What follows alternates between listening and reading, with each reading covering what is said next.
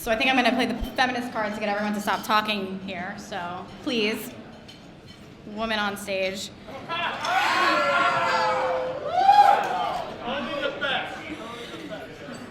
It is the only position on the executive board that men in this club probably allow. I am secretary, so it's fitting for this evening and this club. But so over the last few months, we've had numerous guests and speakers. And during the question and answer portion, they've all been asked the same question. And that's basically, what can I as an individual do to make a difference to the Republican Party, to the conservative movement, or even just being a plain old Trump supporter? And the answer is always the same. No matter what it is, they always say, speak up, use your voice. No matter how insignificant you may think the interaction is, it's much more important. And so this evening, there's no better person I can think of that does a better job of speaking out and speaking up and using their voice and their platform. Our first guest tonight, Tony Shaffer. And if you don't already, I would highly encourage you to take out your phones and follow him on Twitter, because his Twitter feed is pretty epic. A self-described snarky bastard. I took that off his Twitter feed. He called himself that. Like I said, he speaks up and speaks out.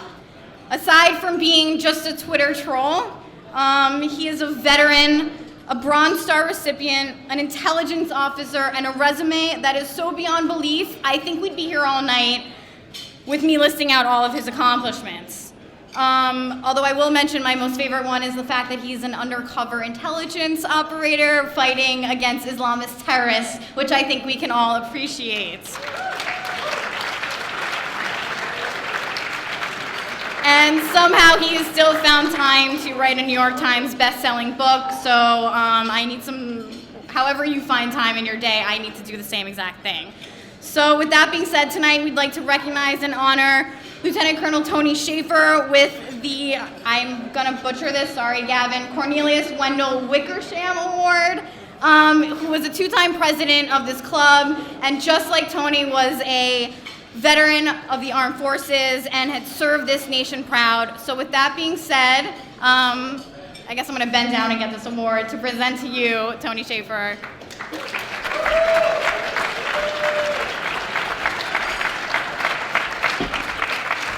Cool, thank you. Are we taking a picture? She wants to go over here, sorry. Very official. There we go. Thank you. Do I get a steak with this? Thank you, thank you. Thank you all for having me. Gavin, where are you? You still here? Gavin? Hostile takeover, way to go. Good job. Way to go. So, being an intelligence officer, we always admire skullduggery when we see it, especially when it's effective. So, let me start off tonight by thanking you all for having me out and quoting Marx. I think Marx is the right thing to start with tonight. Groucho Marx. I don't care to belong to any club that accepts people like me as a member, so I really shouldn't be here accepting this award, but I'll do it anyway. So, one of the things I want to talk about tonight regarding the nature of the club and where we're going as a movement is original intent. As Jocelyn mentioned, I spent 30 and a half years doing interesting things. Wrote a book, Operation Dark Heart, pissed off the Obama administration so much they destroyed the first 10,000 copies of it. Thank you, yes. Yes. Back in 2010, what a great time that was. And by the way, for those who are interested, my undercover time in Afghanistan is captured in that book. But I thought back when I was asked to talk to the group, what motivated me to be what I am today? And I was kind of a naive young kid who wanted to do good. And I thought about, gee, should I maybe be a doctor? And no, I really recognized that I thought I could do more good by becoming an intelligence officer, by trying to understand things. And little did I know that I'd actually do well enough to be an intelligence officer to do a full career and actually come to enjoying the fact that an intelligence officer's job is not only to save people, but it's to direct things if you're a really good one. Now, unfortunately, we've seen this weaponized against us, haven't we?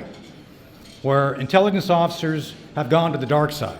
And this is something that we have to all recognize, the danger of people like me, highly trained, to do the hard work of defending the nation, of identifying the bad guys, have now been turned inwardly. That's the Russian narrative and the current coup.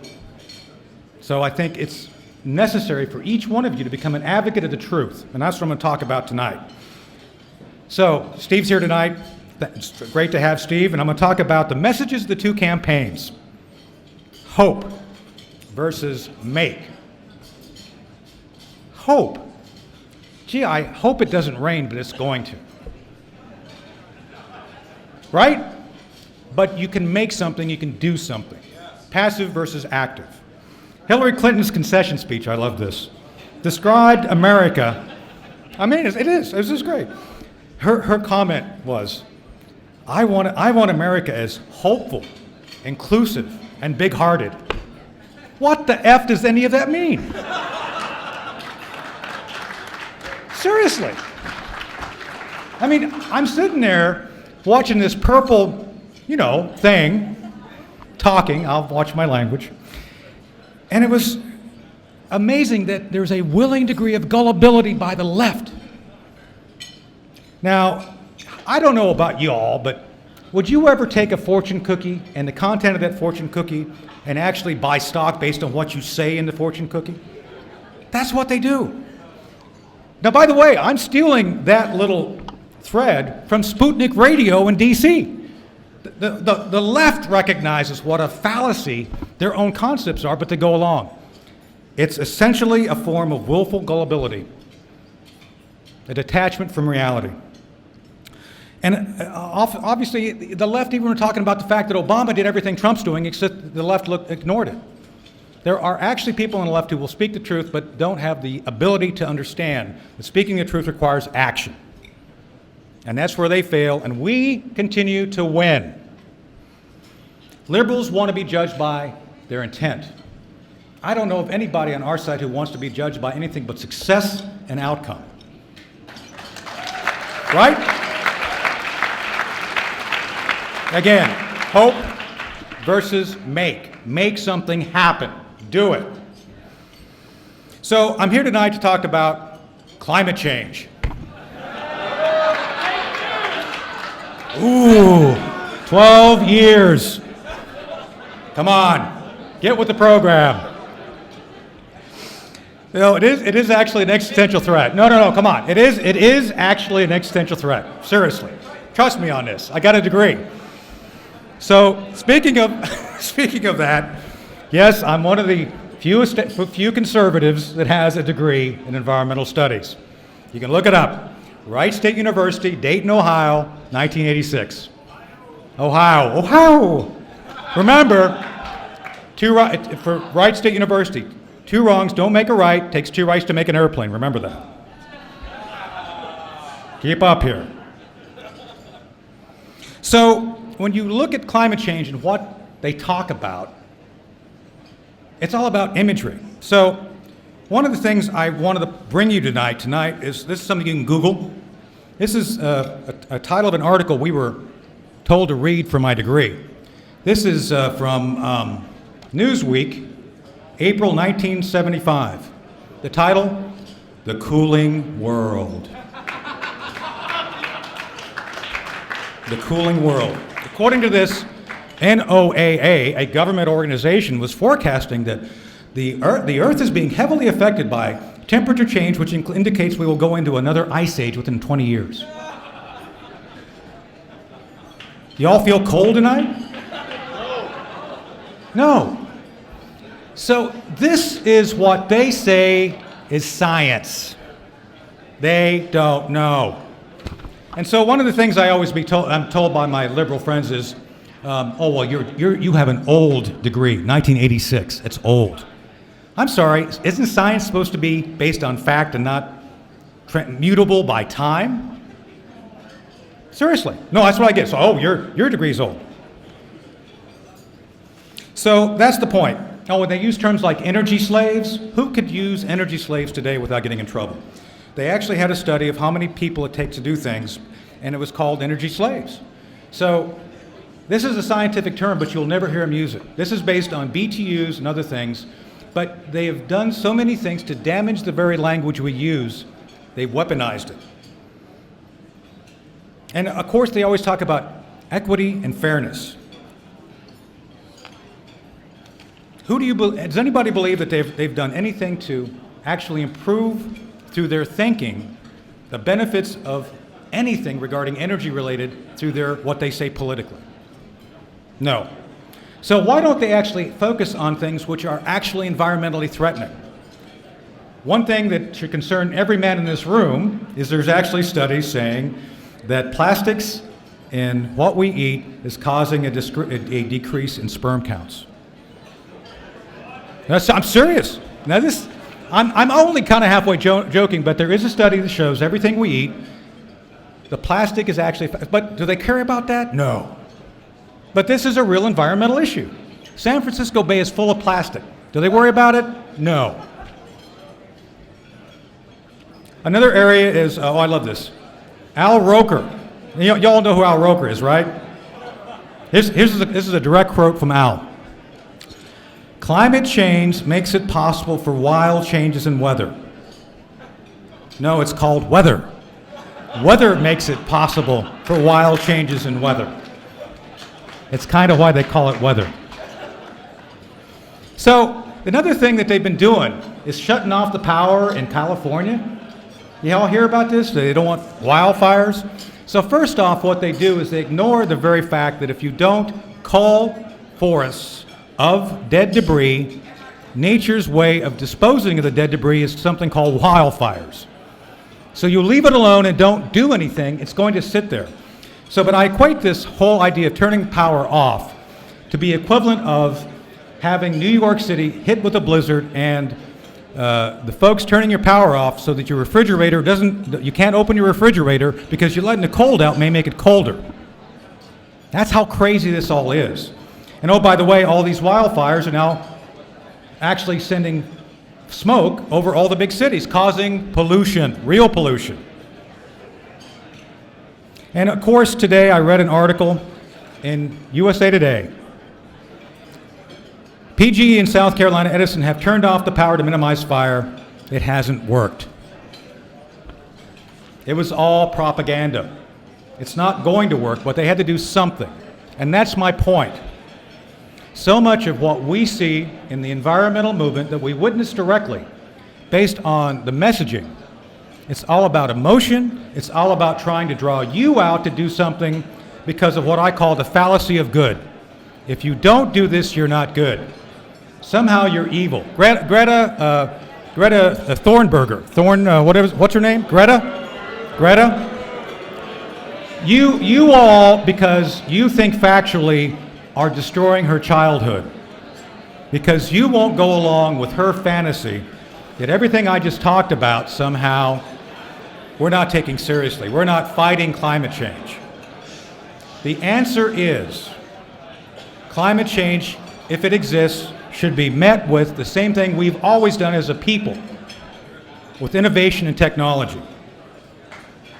No, I'm serious. So, and one last point I want to make before I get done. Y'all hear of peak oil? Peak oil. According to the theories of the 80s, by now we should all be living in stone huts like the Flintstones and driving around in stone cars using our feet to move us, because according to the estimates, we would be out of oil by 1996. So my point, this is the last point, is everything they talk about being scientific is based on what they wish. It's aspirational beliefs based on political desires and outcomes that they're seeking. So you as the youth need to examine and look at everything you're told by Alexandria Ocasio-Cortez. Yes. So you know what I was doing today on this subject? I was meeting with a scientist, talking about technology which could actually be used as part of what we do at the London Center. And that's the point. The London Center, by the way, we have a couple of folks joining us. One of our senior fellows, Admiral Paul Becker's here. The center that I run is named after Dr. Herb London, a big defender of civilization. Thank you. Yes, Herb passed a year ago this coming weekend, and he stood for defending Western civilization. And I got to be honest, I have not seen another organization in the city other than us, as a London Center, standing up to Islamic threat, to existential threats that relate to the things we must do to defend the values of this country. So I'd like you, because you're all revolutionaries, to look at joining us in our think tank. And some of the folks here, Jacqueline's going to join us, Tim's going to join us. The idea here is we want to help give your voice action, what we need to do to actually drive this forward as a think tank, as a national security think tank. And that's about all I have to say. I'll close with Ronald Reagan. Ronald Reagan said, "My philosophy of life is that if we make up our mind what we are going to make our lives about, then work hard towards the goals we never lose. Somehow, we will win out." That's what we have to do now, to work together to build on your revolution, the Trump revolution, and find a path back to actually doing what matters for the country, for your interests, and actually doing those things to defeat climate change by technology and innovation, by doing those hard things that we've always done as a people, overcoming the messaging like Alexandria about Greta, and recognize that everything they say is based on emotion, based on political aspiration, and not science. So thank you for having me.